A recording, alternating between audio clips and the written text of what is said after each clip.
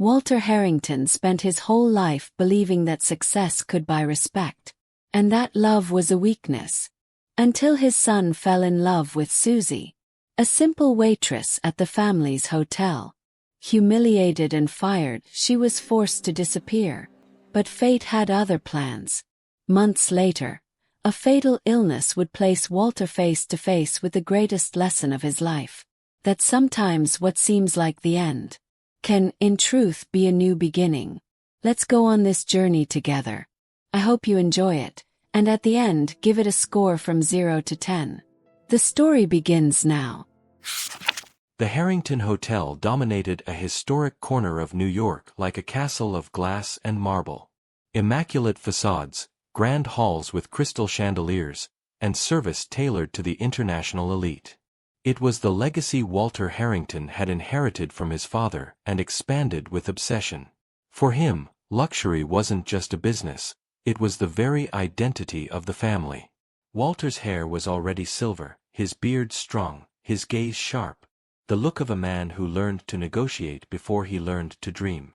Mary, his wife, was the picture of sophistication, always elegant, gestures contained, a smile carefully trained for social events. Together, they had built an empire where every detail reflected status, from Persian rugs to rare wines that appeared only at private dinners for select guests.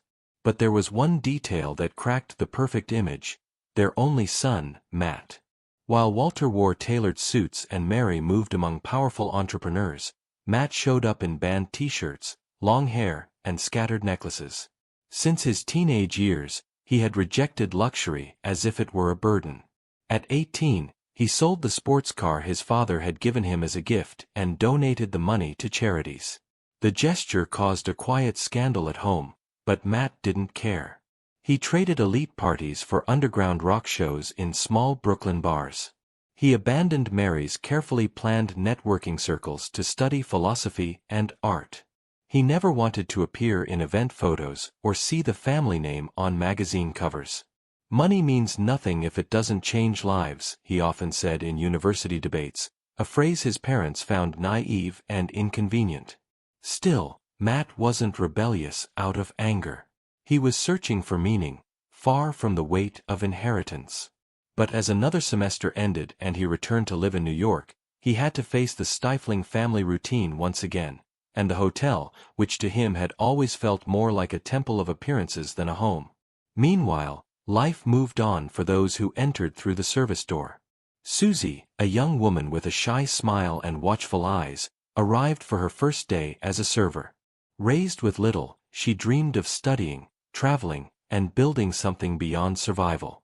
The job at the Harrington wasn't her dream, but it was a chance to save money and breathe in a city that rarely forgave anyone starting from zero. As she crossed the dazzling lobby in her simple uniform, the difference between worlds felt like an invisible wall. Elegant guests passed without noticing her. Supervisors scanned every detail with critical eyes. But Susie kept her head high. She needed that paycheck. She needed to prove she was capable. That same day, Walter was reviewing reports in his panoramic top-floor office. Mary was preparing for an event with international investors.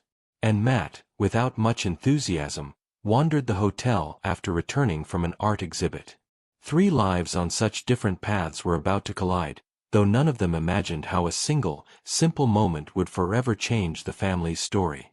Susie's first day at the Harrington felt like an invisible test. Every step echoed louder than it should along the polished hallways, and every look she received carried something between suspicion and condescension. Supervisors corrected the smallest details: the way she held the tray, the angle of her smile, the tone of her voice when greeting guests. It was as if, before she even began, she already had to prove she deserved to be there. In the basement locker room, other employees exchanged few words. Some were kind, offering quick tips about schedules and departments. Others simply cast silent glances, measuring the newcomer. Susie quickly understood that in this place, outsiders had to earn their ground slowly. In the main hall, guests moved with almost arrogant ease. Men in flawless suits spoke loudly about million-dollar deals. Women in expensive dresses displayed their jewelry as badges of status. Susie kept a discreet, professional smile, but inside she carried a mix of fascination and discomfort. It was beautiful, but cold. Luxurious, yet distant. A world where she seemed invisible, until, sometimes, she was painfully reminded that she wasn't. At breakfast, Matt watched the hotel as someone who'd memorized the entire play. He drank his coffee unhurriedly, black clothes, messy hair, a sharp contrast to his parents' crisp suits. He didn't belong to that world, but he couldn't quite escape it either. As he observed the movement, he noticed the new employee serving drinks during a reception and saw something different in her attentive, earnest way. He said nothing, just watched. Later that afternoon, Susie was assigned to a special table in the hotel's private restaurant, where only top-tier guests dined. The manager made sure to remind her. Nothing can go wrong. These clients are important. She took a deep breath, straightened her uniform, and entered with a tray perfectly balanced. Seated at the table were two businessmen. One of them, older, wearing an expensive suit and a look of entitlement, lifted his eyes the moment Susie approached. Her polite smile barely formed when he spoke, loud enough for everyone to hear. "I don't want you serving me. I demand another waitress." Then, staring her up and down, he added, "When did Walter get the audacity to hire this kind of people, of this color, to serve us? You shouldn't even be in the main dining room. You belong in the back, cleaning." The silence that followed was cutting. Susie felt her whole body freeze, but she stayed still, gripping the tray tightly so no one would see her trembling. At that exact moment, Walter appeared. He was arriving to greet the important guests and witnessed the entire scene. Without hesitation, he smiled at the man and said, in his usual calm, diplomatic voice, "I'm sorry, Mr. Morrison. I assure you this won't happen again." Not a single word to Susie. No defense.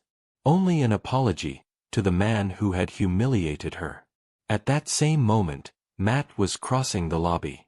He had planned to have dinner with his parents that evening and was walking leisurely until he noticed what was happening.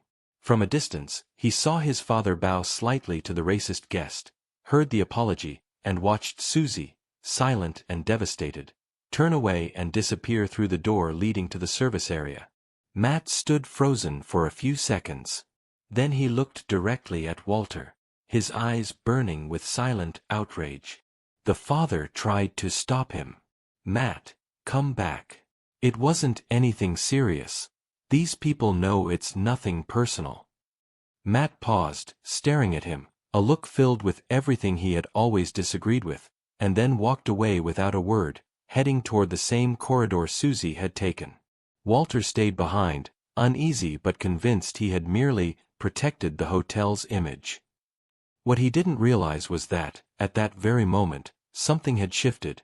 Matt's decision to never again ignore what had always made him different from that family. Susie walked quickly through the service corridors, trying to keep herself composed. Each step echoed against the cold floor, along with the suffocating mix of shame and anger.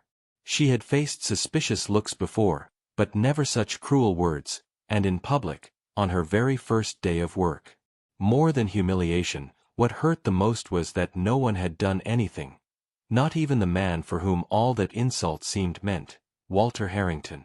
She pushed open the locker room door and leaned against the wall for a moment. Took a deep breath, trying to keep the tears from falling. She needed this job. She needed to finish the shift and show strength. But right now, she just felt broken. The door opened softly behind her. Susie straightened up quickly, thinking it was a manager. But the person who entered wasn't wearing a uniform or a suit. It was the young man she had seen earlier in the lobby, dressed simply, with a look unlike anyone else there. Matt didn't speak right away. He took a few hesitant steps, stopping a few feet away. He didn't want to invade her space, but he couldn't just leave either. "Hey," he said finally, his tone calm, almost shy. I saw what happened out there. Susie closed her eyes for a second, trying to swallow the lump in her throat. She didn't answer. He continued, his voice gentle.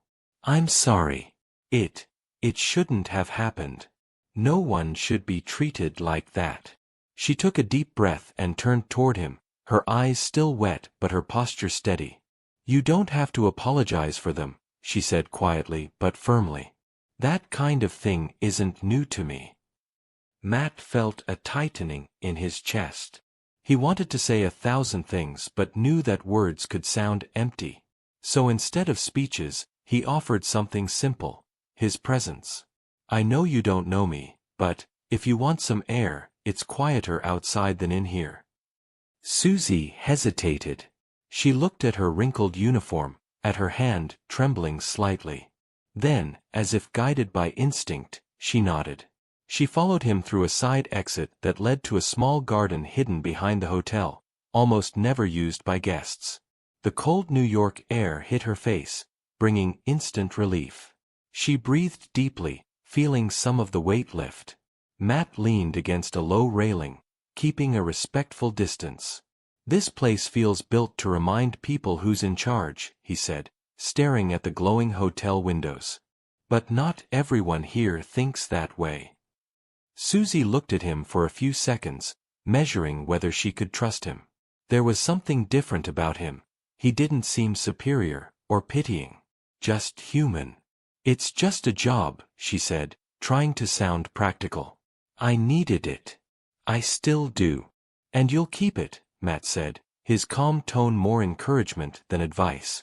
Because that man's opinion doesn't decide who you are. She gave a faint, almost invisible smile, but a sincere one. Thank you. They stood in silence for a while, listening to the distant noise of the city. And there, in that improvised little corner, something began to take shape, a silent connection, built on respect and shared pain. Matt didn't tell her who he was. He knew it wasn't the time. At that moment, he didn't want her to see a last name. Only someone willing to stand beside her. And Susie, even wounded, felt something rare, to finally be seen. The morning after their meeting in the garden, Matt appeared again in the service corridor, this time with something real to say. He found Susie arranging trays near the pantry and introduced himself more clearly. I wanted to apologize again for what happened that day, and also to introduce myself properly. I'm Matt. I'm helping the hotel organize an art exhibition for a charity gala that's going to take place here in a few months. I managed to convince my parents to support a social project I admire, so I'm curating the photos and the installation that'll be set up in the main hall. There was no lie, just silence about who his parents actually were. To Susie, it made perfect sense. He looked exactly like a young, idealistic artist who didn't carry himself with any trace of arrogance. So you're an artist? She asked, curious. I try to be, he smiled, a bit shy. Actually, I like using art to tell stories nobody wants to hear. That explanation made his presence there logical. From that day on, their conversations became natural. Matt started showing up to have coffee in the pantry, asking about her work, sharing small stories from his travels helping social projects, showing sketches of ideas for the exhibition. Even shy, Susie began to open up about herself, her dream of studying communication or visual arts, her frustration at having to abandon a blog about ordinary people's stories because of lack of time and money. A few days later, Matt was the one who took the first step out of their hidden bubble. I'm heading to a small gallery in the East Village. Want to come after your shift? It's free, and there are some amazing works by young photographers. Susie hesitated, not because she didn't want to, but because she feared mixing work and something personal. Still, there was something in Matt that made her feel safe. She accepted. That night in New York seemed made to break walls. They walked through streets lit by old neon signs until they reached a small, alternative gallery where independent artists displayed portraits that told stories of the streets and resistance. Susie was captivated. They laughed, talked about art and life without filters. Matt listened to her, as no one ever had. When they left, a light rain started to fall out of nowhere. Matt grabbed Susie's hand, and they ran down the narrow sidewalk, laughing like children, finding shelter under a random awning. Her hair was wet, his jacket soaked, but neither of them cared. It was there, between laughter, quickened breaths and lingering gazes, that the first kiss happened, natural, unexpected, filled with something neither dared to name. Their encounters at the hotel stopped being just conversations and turned into moments loaded with emotion. They knew no one could see them together, but the secrecy only made each meeting more intense. Glances in empty corridors, stolen kisses near service doors when no one was around. Susie, who had always kept her feet on the ground, now felt carried away by something larger than herself. She found in Matt a kind of truth she had never lived, someone who didn't care about status, who dreamed like her, who truly believed the world could be different. She was in love, deeply, frighteningly, and freely. Matt lived in conflict. He knew he should tell her who he was, but he feared that the moment he said, Harrington, all the magic would disappear. He wanted to be seen as himself, not as the heir to an empire he despised. Whenever Susie casually asked about his family, he deflected, inventing vague answers. They travel a lot. They're hardly ever around. Little lies, small but heavy, that grew harder to carry each day. Susie sensed he had secrets but chose not to press him. Maybe she was afraid of breaking something so rare. Maybe, deep down, she just wanted to believe that sometimes life simply gives you an unexpected chance. Upstairs, in the luxurious halls, Walter and Mary remained oblivious. To them, the hotel was only a stage for business, unaware that, behind the scenes they rarely stepped into, two lives were beginning to intertwine in a way that would change everything. It was almost midnight when Susie finished a long shift and was surprised by a short message from Matt. "Come with me. I have something to show you." She hesitated. She knew she wasn't supposed to wander around after hours, but curiosity won. She found him in the side corridor, where no one passed. He looked different, eyes gleaming, a mischievous smile of someone about to break a rule. "Do you trust me?" he asked softly. "I think so," she replied, half nervous, half laughing. Matt led her through quiet passages to the main hall, where the charity gala would soon take place. The lights were off, only a few technical spotlights scattered around. He unlocked the door with a keycard and entered as if sneaking into a forbidden world. When they reached the center of the hall, Matt pressed a small button on a control panel, and the lights of the future exhibition came to life. White panels and a few hanging photographs emerged under the soft glow. Images of rural communities, portraits of children in poverty-stricken regions, scenes of volunteers bringing water and books. Susie stopped, speechless. "It's incredible," she whispered. Matt was watching her more than the art itself. He loved seeing her eyes light up, the way she absorbed every detail. She paused in front of one image in particular, African children playing with improvised toys they had just received from donations. Their smiles seemed to light up the entire room. "This photo," Susie said, emotional. "It's the most powerful image I've ever seen." "Who took it?" Matt hesitated. It was his. But he couldn't tell her. "I think it's from a volunteer photographer who was there." "I'll have to confirm," he said, trying to sound casual. "Please do, because I'd love to know who it is. This picture has everything: pain, hope, life. You have to include it in the exhibition." "I was thinking about not using it," he lied. "That would be a mistake," she said firmly. "This one speaks louder than 1,000 speeches." Matt smiled, quietly storing that moment as something sacred. While they talked, a sudden noise made them freeze. Footsteps approaching. A security guard was doing an early round. Matt quickly dimmed the lights and pulled Susie behind a large curtain. Her heart raced, so did his. They stood pressed together, breathing quietly, as the guard's flashlight swept across the hall. Seconds felt like forever. The guard looked around, saw nothing, and moved on. As his footsteps faded, Susie let out a nervous laugh that turned into a muffled giggle. Matt laughed too, relieved. The danger, the adrenaline, the secret, it all created a charge in the air, electric and undeniable. Still hidden behind the curtain, their eyes met. The laughter faded, silence filled the space, and then he kissed her. Not a timid kiss like the one in the rain, but intense, full of everything they'd been feeling and couldn't say. The world outside ceased to exist. When they finally pulled apart, Matt took a deep breath, still holding her hand. "I sometimes feel trapped," he confessed, his voice lower than before. "Like I was born inside something I never chose. Like everyone expects me to be someone I don't want to be." Susie looked at him with tenderness, not fully understanding the weight of his words, but feeling the pain in them. "Then make your own path," she said, simple and sincere. Matt smiled, grateful and guilty. He wanted to say, "You have no idea what I'm trying to escape from," but held back. She was too radiant, too full of light, talking about art and how the exhibition could move people. He didn't want to break that spell. At that moment, Susie didn't press him further. She was too euphoric from living something forbidden and beautiful to notice how much he was hiding. She left that night with her heart racing, feeling the world might be bigger than she had ever imagined.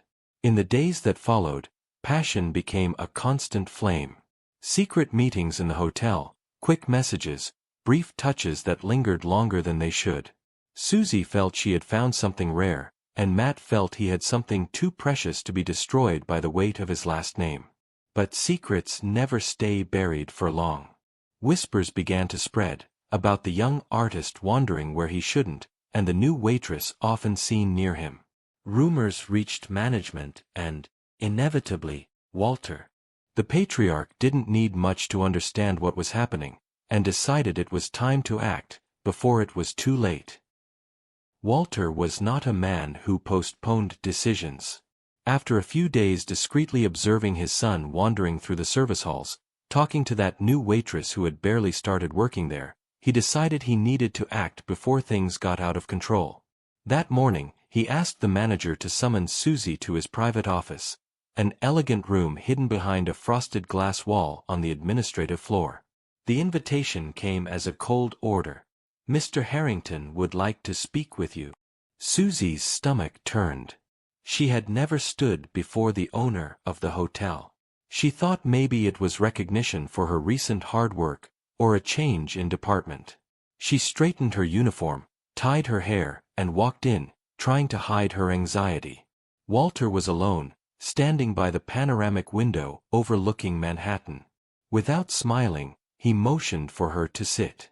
The room was too quiet, too heavy for someone used to carrying trays. "Susie, isn't it?" he said, coldly, without preamble. "Yes, sir," she answered, keeping her voice professional. Walter studied her for a moment, as if measuring every word for maximum impact. "I know you've been spending time with my son." Susie froze. Her heart raced before her mind could even process the words. "Son? What son?" Walter caught the surprise in her eyes and continued. "Matt Harrington," he said slowly, savoring the weight of the name. "He's my only heir. And you need to understand something. This relationship, whatever you think it is, will not happen." She blinked, confused, struggling to absorb it. Matt, the owner's son? The simple, idealistic young man who talked about dreams and social causes, was part of the empire that treated her like she didn't exist? Her throat went dry. I didn't know," she murmured, barely above a whisper. "Now you do," Walter continued, unmoving. "There's an image to preserve here. Employees and heirs don't mix their worlds. Don't mistake kindness for possibility. My son can be impulsive, but I won't allow foolish choices to endanger what I've built." Each word struck harder than the last. Susie tried to reply, but humiliation and anger tangled in her chest, locking her voice. Before she could recover, Walter ended it. Effective immediately, your employment is terminated. The manager will handle the paperwork. He paused briefly, as if granting mercy. Take your things and move on. It's better for everyone. She stood slowly, her legs trembling. She wanted to scream, to ask if he had any idea what it was like to fight for survival while he spoke of image and reputation. But something stopped her. Dignity. She simply nodded, swallowed the pain, and walked out. In the hallway, the world spun. The revelation of who Matt really was hurt more than losing the job itself. Not because he had lied, he never said who he was, but because everything now felt like a game she never agreed to play. She felt deceived, even if he hadn't promised anything. As she rode the service elevator down to collect her few belongings, Matt was on his way up, looking for her as he did every day. He found the manager in the corridor and sensed something wrong, whispers, uneasy glances. His heart tightened. "Where's Susie?" he asked. The manager hesitated. "Mr. Harrington, your father asked me to let her go." Matt froze for a second. Then, without thinking, he rushed straight to his father's office. Walter was still there, calm, as if he'd just signed another routine contract. Anger flooded Matt, a mix of disbelief and disappointment.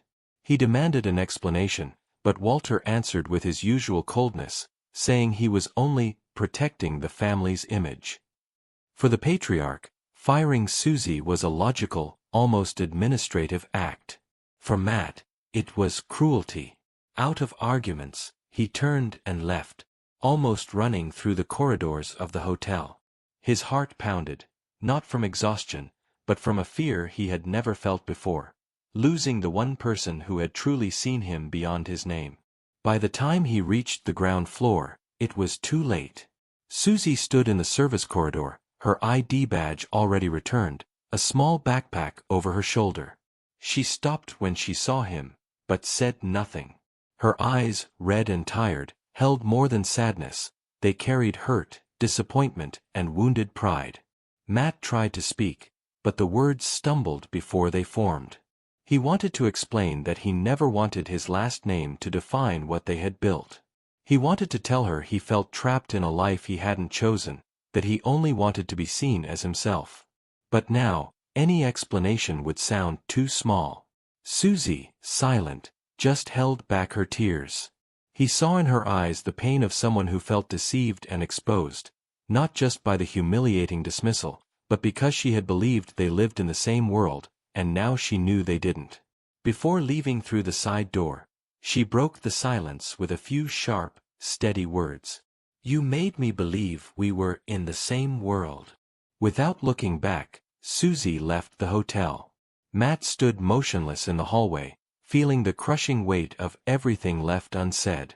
The fear of losing her had made him hide who he was, and now he had lost her anyway. The following weeks were an empty stretch that felt impossible to cross. Matt tried to focus on curating the charity gala, but every photograph reminded him of Susie. He replayed the night she had been mesmerized by the image of the African children, the photo he had taken, and the way her eyes had lit up. Now, that light felt unreachable. He tried to find her. Sent messages that were never answered. Stopped by places where she used to have lunch, but Susie seemed to have vanished. Her silence was clear, she didn't want to hear from him again. Walter, meanwhile, seemed satisfied. He believed he had done what was necessary to protect the family.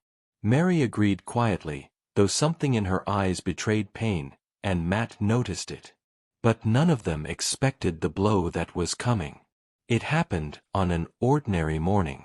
Walter went for a routine checkup, pressured by Mary after weeks of complaining about fatigue and pain. He came out of the doctor's office a different man, his face rigid, his eyes distant. He spent the whole day locked in his office until, that night, he called Mary and Matt in. His voice didn't sound like his own. For the first time, there was hesitation. "I got a diagnosis today," he began, trying to sound composed. "My liver is failing. It's serious. I need a transplant." The silence that followed was heavy. Mary covered her mouth. Matt felt a chill run through his entire body. "But, you can get on the waiting list," Mary said, reaching for hope.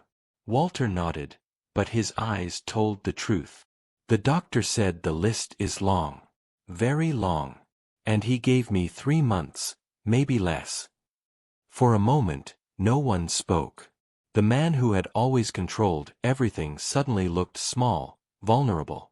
The empire he built meant nothing before the merciless ticking of time. Walter looked at his son differently now, less proud, more human. "All the money we have, it doesn't buy this. It doesn't buy time." Matt felt his chest tighten. Despite the anger still inside him, this was his father, stripped of all power. He said nothing, just sat there, trying to process the idea of losing someone he fought with, yet still loved. In the days that followed, the family entered a strange state of pause. Walter stopped attending meetings, canceled appointments, asked Mary to handle the business. A man used to controlling everything was learning that he no longer could. One quiet night, he called Matt to the library. There was no authority in his tone, just a father trying to reach his son. "I know I ruined things between you and that girl," he said, unable to say Susie's name. "I did what I thought was right. But now, I see I spent my whole life building walls." Matt didn't answer right away, but something in his father's face, the fear, the fragility, broke through. Mary, watching from the doorway, saw what she had always dreamed of, a real bond beginning to form between them. Then Walter made an unexpected proposal, to stop everything and travel together. He wanted to live, truly live, before time ran out. Mary agreed immediately. Matt hesitated, torn between resentment and the awareness that this might be his only chance to really know his father. In the end, he went. And what he found was a man who, too late, was beginning to learn another way to exist. During the trip, Walter was curious like never before. He asked about Matt's studies, his photographs, the social causes he had always ignored. One afternoon, he stepped into a small vintage camera shop and asked his son to help him pick one out. He wanted to learn how to take pictures. Matt taught him a few tricks, explained framing, but also let him wander freely, to capture his own perspective. Mary watched them with tears in her eyes. After years of trying to bring them together, she could finally breathe. They traveled to Kenya, where Matt had once volunteered. There, Walter faced a reality he had long avoided. Children playing in villages without electricity, women walking miles for water, makeshift schools under trees. For the first time, he didn't watch from a distance. He walked among them. He took the camera Matt had given him and tried to capture the world through his own eyes. Something broke inside him. The proud businessman finally understood that the world was much larger than his luxury hotel. Mary lived days she had always wished for, seeing her husband and son together, laughing, taking photos, talking like never before. There was still pain, the shadow of the diagnosis hung over them, but there was also a new kind of joy. It was a gift in the midst of fear. Matt, even with anger and longing for Susie still burning inside him, began to see his father in a different light. He realized Walter had grown up under a strict, cold father who probably never showed him another way to live. Still, the wound of losing Susie stayed open. Every place they visited reminded him of her. Since the day she left, he had deleted all personal photos from social media and began posting only images and poetic captions, a silent diary of his pain. Susie saw every post, quietly, without him knowing. Then, during one of those light, peaceful afternoons, the three of them laughing while reviewing the photos they'd taken, the phone rang. A doctor from the New York hospital was on the line. A compatible donor had been found. Suddenly, the trip was over. It was time to rush home, toward the one chance that could save Walter's life. The return to New York was silent. Walter seemed calm, but they all knew it was the calm of someone facing the unknown. The hospital prepared everything in haste. Compatibility was high, but time was short. Mary didn't let go of his hand for a second. Matt, trying to appear strong, carried in his eyes a fear he had never felt before. On the eve of the surgery, the family stayed together in the white hospital room, bathed in soft light. Walter, lying down, looked like a different man. No expensive suits, no armor of authority.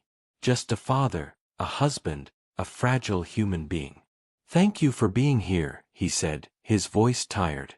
Mary squeezed his hand. Matt, unable to speak, just nodded. In the early morning, the surgical ward corridor felt endless and cold. Mary and Matt held each other in silence as they watched the stretcher disappear through the double doors. Hours later, they received the news that the transplant had gone well. There was relief and exhaustion. They fell asleep in uncomfortable chairs, waiting for the moment he would open his eyes. Walter woke the next day, still groggy. The white ceiling stretched endlessly above him. Gradually, he felt the weight of his body, the controlled pain, the steady rhythm of the machines. A nurse approached with a calm voice. "Mr. Harrington, the surgery was a success. As a precaution, the donor will stay here until full stabilization. It's standard protocol, we need to monitor both of you closely." Confused, Walter slowly turned his head to the side.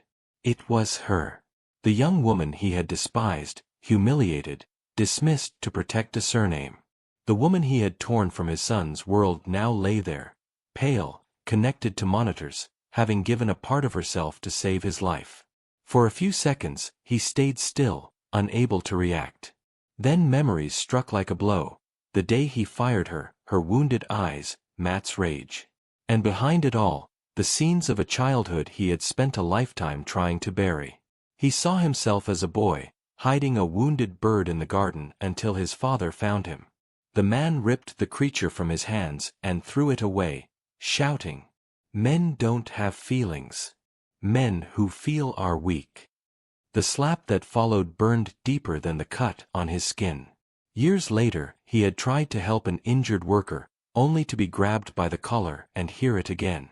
"You're going to run this empire, not act like a crying boy.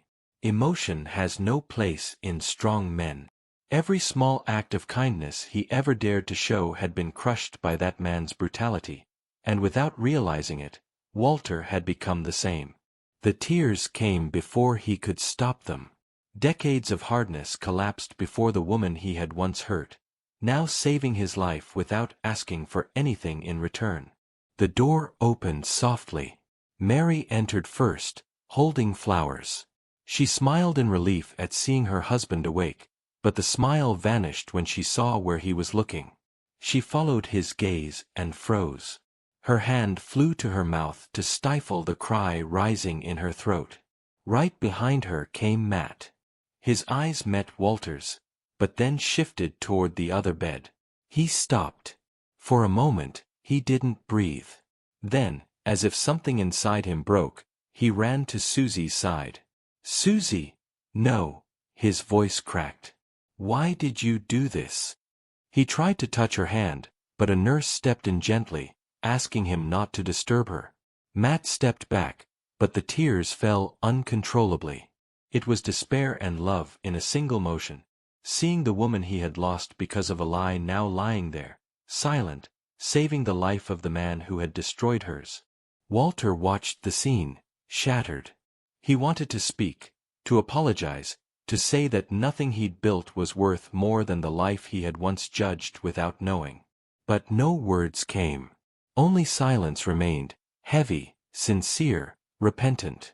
Across from him, Susie remained unconscious, unaware of the storm she had unleashed. But her presence was a silent cry. She had chosen to save the one who had hurt her. The room stayed silent after Matt was pulled away from Susie's bed. Only the soft sounds of the machines and the quiet sobs of each heart filled the space.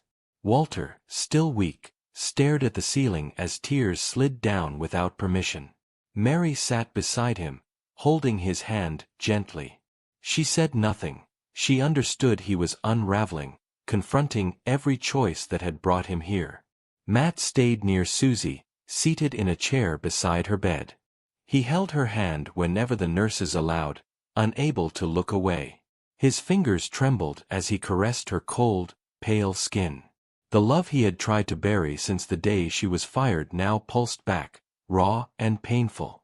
Hours passed before Susie began to stir, still weak. Her eyelids fluttered, opening slowly. The first thing she saw was Matt's face, tired, swollen from crying. He leaned closer, his voice trembling. "Forgive me, for not telling you who I was. For everything." Susie didn't have the strength to speak. She only looked at him with gentle, weary eyes, and managed a small smile. A tiny gesture, yet enough to pierce his heart. Matt rested his forehead against her hand, eyes closed, letting silent tears fall once more. Walter watched the scene, motionless, a heavy knot in his throat. For the first time he saw, with no filters, no pride, the truth of the love between them, something no wealth on earth could buy. The weight of guilt mixed with shame, and an unexpected admiration. When he managed to sit up, Walter moved slowly, still weak, toward Susie's bedside. Each step felt like a lesson. He reached out, hesitant, and lightly touched her hand. When she opened her eyes to him, she saw a man stripped of the pride that once hurt her. "I spent my life believing feelings were weakness." His voice came out low, hoarse. "And you proved me wrong. Thank you for saving me. After everything I did." Mary began to cry at the sight, decades waiting for her husband to finally allow himself to be human. Walter then turned to Matt. The son looked at him with a mix of pain and hope, uncertain what to expect. "I hurt you trying to be the man my father demanded I become," Walter said, voice breaking. "I spent years shaping you for a world I never even wanted to live in. But today I can only feel proud of who you are. For what you do. For what you believe in. You're better than I ever was." Matt took a deep breath, unable to hold back the tears. That sentence, the one he had waited for his whole life, finally existed. Then, with effort, Susie spoke. Her voice was faint, but strong enough to cut through the silence. "I did this for him," she said, looking at Matt tenderly. "Because I love you. Because I didn't want you to lose your father and break completely. I saw your pain in every post you wrote, every photo that hid more sorrow than art." She paused for breath, then continued softly. "I also didn't want to become bitter, not even after everything. When I saw the charity gala in the newspaper, and that photo I had loved, something inside me said I needed to do something good, even if no one understood."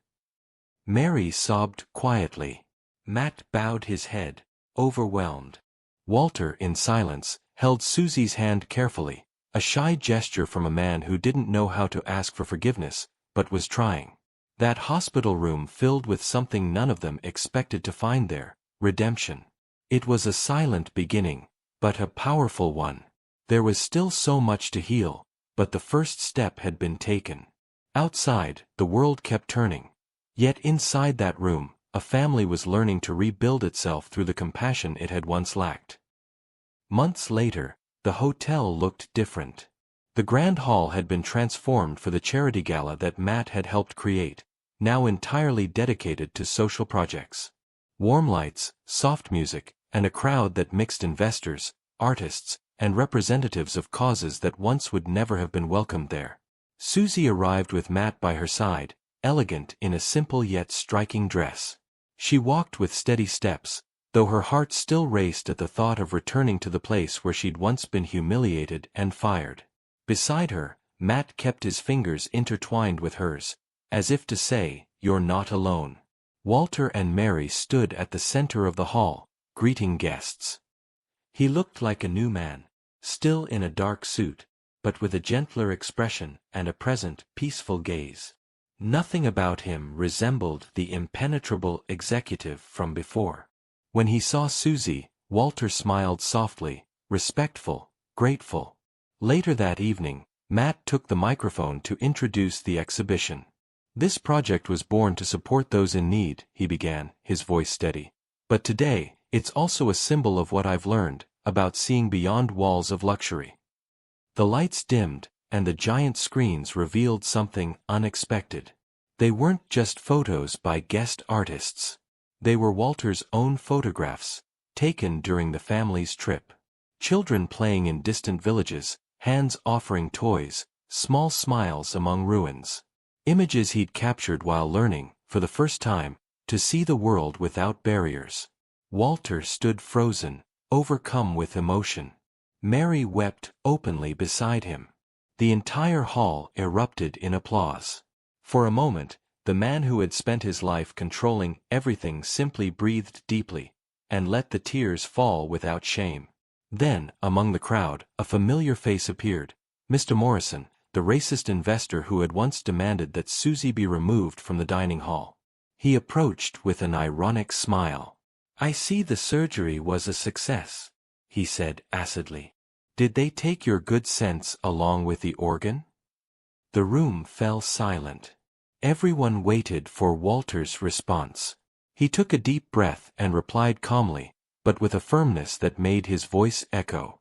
"I was out of my senses when I allowed a prejudiced man to step foot in my hotel," he said, meeting Morrison's eyes. "Leave. This place no longer has room for prejudice or disrespect." The man froze, humiliated, before turning away under a wave of disapproving looks. The audience burst into spontaneous applause. Susie felt warmth spread through her chest, not just because she was being defended, but because it proved that something inside him had truly changed forever. After that night, Walter kept his promises. He paid for Susie's education, encouraged Matt to follow his passion for art and social impact, and gradually handed the hotel's management over to a trusted team. He remained the owner, but chose to live differently, traveling with Mary, supporting causes, listening to people's stories, and using his fortune to open doors instead of closing them. A few years later, in a simple ceremony, Matt graduated in visual arts and Susie in communications. Walter and Mary sat in the audience, deeply moved. At the end, as friends applauded, Matt walked onto the stage and, in an unexpected gesture, knelt before Susie, asking her to marry him. The auditorium erupted in cheers. From the front row, Walter took Mary's hand and smiled. It wasn't the smile of a man who conquered business, but of one who finally understood what it means to love and to be loved. The four of them sealed that moment in a single embrace, tight, heartfelt, and filled with wide, genuine smiles. If you made it this far, you're already part of this story with us. What score does it deserve from 0 to 10? Leave in the comments. And don't forget to subscribe so you won't miss the next story. Thanks for being here.